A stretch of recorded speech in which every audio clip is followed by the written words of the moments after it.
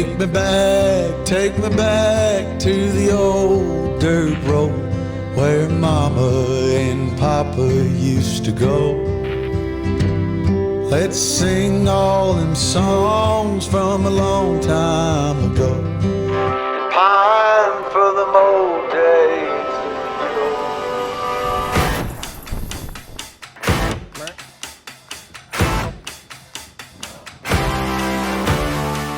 We are in Kansas for our third stop on the Method Whitetail Tour. And we're here, basically beginning to middle of November, the exact time you want to be in Kansas chasing Britain whitetails. Really what's most important about this trip is just showcasing, sort of the best place in the world to hunt deer. Whitetail bucks here are giant, right? They're smart, it's big country, it's deer mecca. The deer are world class in Kansas for three reasons that have collided. Number one, glacial dirt grows big deer. The dirt grows the deer. We're in the Flint Hills, which is some of the most productive grazing dirt for cattle in the world.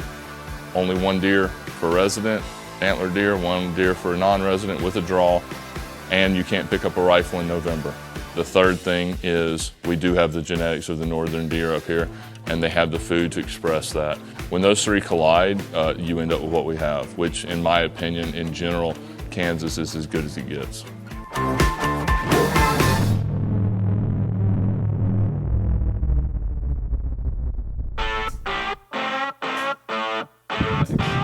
Heads. Tails. So you get to pick. I'll go here. Yeah, sweet. Kill a big one. Lucky man. Day one. Day one. We're definitely using the landscape to our advantage. These big sections of cattle land essentially are really broke up, and they have these veins of draws and kind of canal systems and lowlands that run through them, and typically that's where the hardwoods are. So this time of year when bucks are, they're either pushing does or they're cruising checking for does, those are the travel corridors they use. The terrain here is a perfect balance of riparian habitat, some prairie dirt, and then coulees and draws. So there's just enough cover for them to have a good deer density per square mile, but there is not so much that they can't elude you for a couple years and make a game out of it. And that kind of collides around these watersheds. And we're not going to kill every deer we get on by any stretch, but seeing them is believing.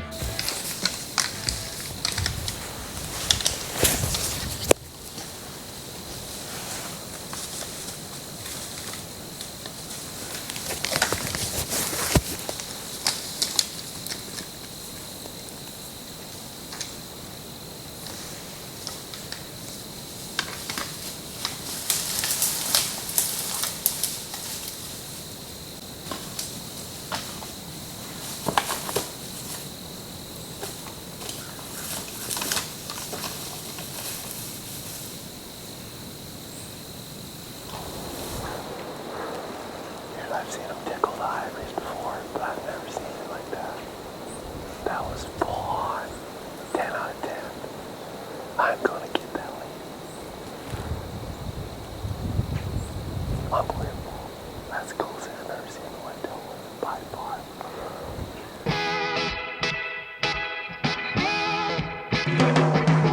The ability to come in and put this thing to the ultimate test, after testing it for 2 years, and actually sit in a tree and spend probably some time around the smartest deer that I've ever been around. This is kind of the culmination of, in terms of like the pattern itself and some of the new gear we have coming out, this is the culmination of a few years of development and testing, and it's been blood, sweat, and tears put into this thing. Not only the pattern, but all the new pieces we've been adding to the whitetail line, and it's exciting to see something that you work so hard for. We put so much time and bandwidth into really prove out in the way that it was designed to do. As far as the gear, I like my guys to be comfortable. And we have an ever-changing kind of landscape here. It's green and muzzleloader in September when the crops are still in, all the way to a very bleak and stark December rifle. Both in the whitetail woods, which can be a mental game, you know, sitting all day in the cold is a different thing than the West, but your morale is still being sucked down. I don't care what you're doing or what endeavor you're in, your morale is being pulled. And I like to line up anything I can to keep morale high.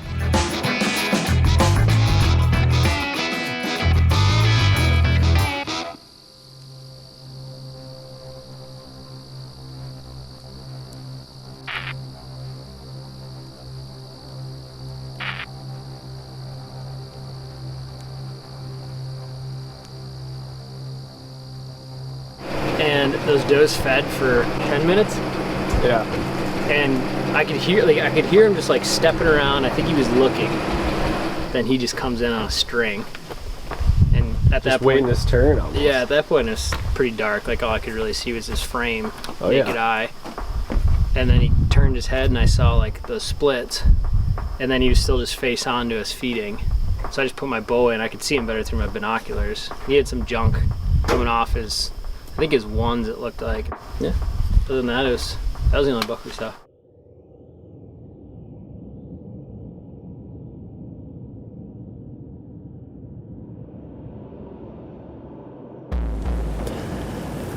Back in the same spot we were at last night. We had a shooter come in to this spot right at last light. It was after shooting light, but we could definitely see him. He was a good deer. But dropped about 30 degrees last night, so conditions are definitely starting to swing. We're hoping this gets those deer up and moving, kind of kickstart some stuff.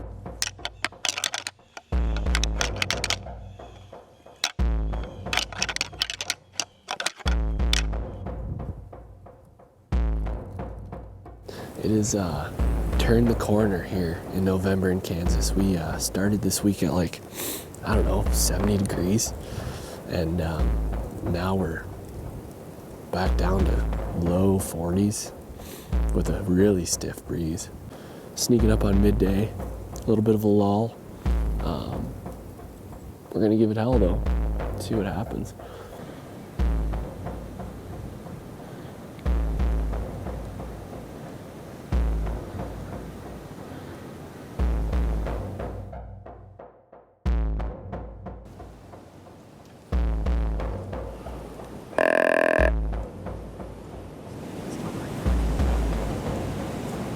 Dude, I think that's the deer we saw last night.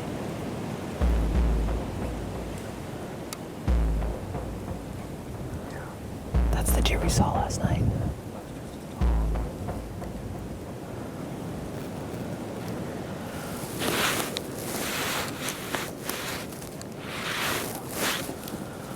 Mert.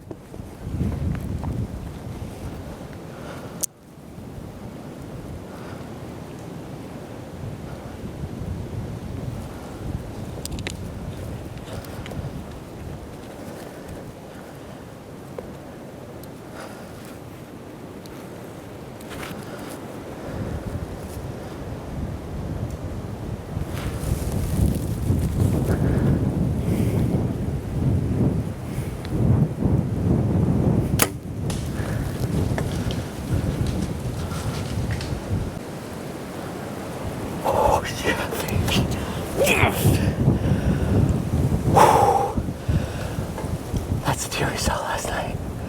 I can almost guarantee it.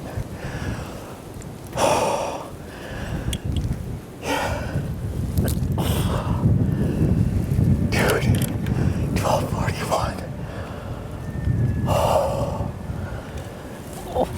Oh, baby. 32 yards. Oh, I think it was a good hit, wasn't it?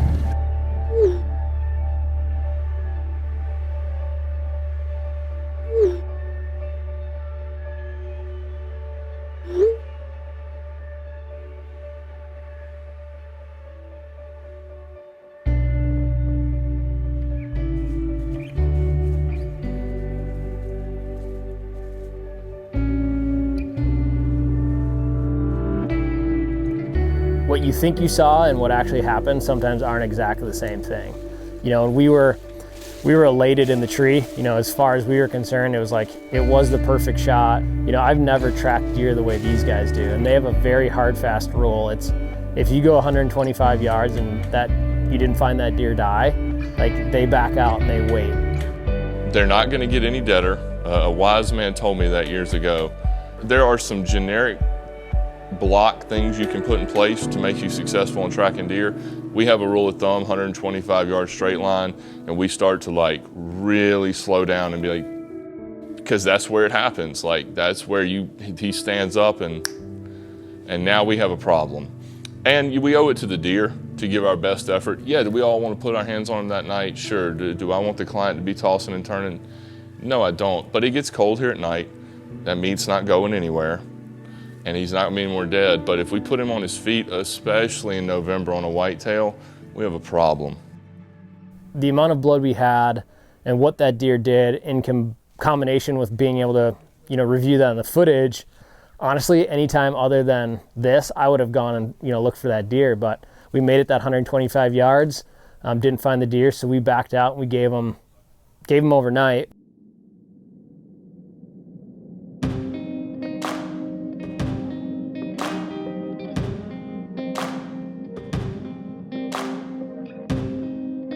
$125, $150 yards.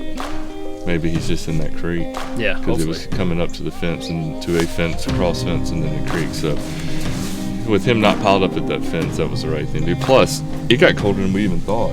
Yeah. I think it got like into the high 20s. So a lot of crispy frost this morning, so he'll be all right. well, we'll go back to where we left that glove. Go from there. Sounds good. All right.